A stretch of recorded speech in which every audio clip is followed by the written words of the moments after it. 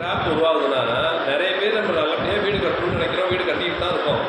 ஆனால் அதை சரியாக கவனிக்கிறது இல்லை. என்ன பண்ணாங்கன்னா, இப்போ வந்து ஃபார் எக்ஸாம்பிள் பில்லர் நிப்பாட்டிடுறோம். பில்லர் நிப்பாட்டிட்டு அதை நல்லா மண் போட்டு ஃபில் பண்ணுறோம். ஃபில் பண்ணோன்னே கன்சல்டேஷன் நல்லா பண்ணணும். அதுதான் மெயின். நல்லா தண்ணி ஊற்றி நல்லா கன்சல்டேஷன் பண்ணி அதை வந்து அட்லீஸ்ட் ஒரு வாரமாவது கொஞ்சம் காய விடணும்.